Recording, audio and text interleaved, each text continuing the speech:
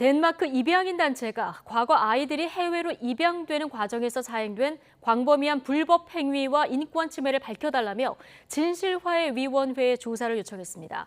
입양 기록을 조작하거나 숨진 아이를 다른 아이로 대체하기도 했다는 건데 불법 과정에 국가가 개입했는지도 밝혀달라고 요구했습니다. 보도에 윤성훈 기자입니다.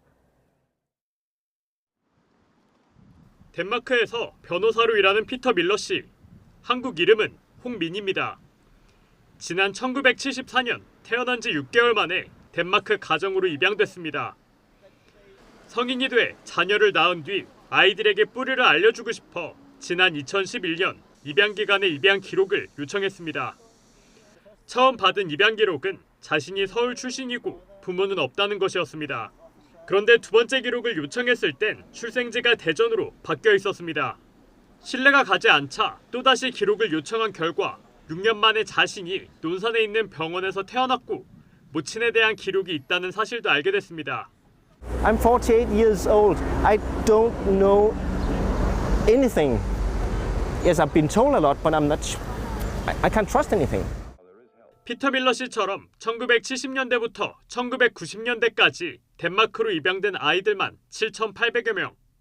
과거 이들이 해외로 입양되는 과정에서는 불법적인 행위도 비일비재했습니다. 입양 기록이 부정확하거나 허위로 기재되는 경우가 많았는데 고아의 입양이 더 수월하다 보니 부모가 있는데도 서류상 고아로 꾸며내는 겁니다. 입양이 예정된 아이가 영양실조로 사망하자 다른 아이를 죽은 아이 신분으로 둔갑시켜 입양 보낸 사례도 있었습니다. 이 같은 불법 행위에 대해 덴마크 입양자 50여 명이 정식 조사를 요구하고 나섰습니다. 해외 입양 과정에서 발생한 인권 침해를 조사해달라고 진실화해위원회에 진실 규명을 신청한 겁니다. We also asked them what did people have to gain from it? What drove this adoption machine? So find the truth about a lot of things. Also about how many babies actually died.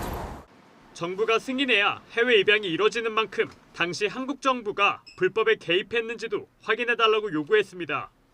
밝혀내야 될 국가의 직간접적인 개입이 있었다라고 저희는 생각을 하고 그 부분에 대한 조사를 이 신청을 통해서 바라는 것입니다. 이들은 입양인 수천 명이 박탈당한 정체성과 알 권리를 회복하기 위해 진실화해위가 적극적으로 조사해야 한다고 강조했습니다. 진실화해위는 3개월 동안 검토한 뒤 정식 조사에 착수할지 결정하게 됩니다. YTN 윤성훈입니다.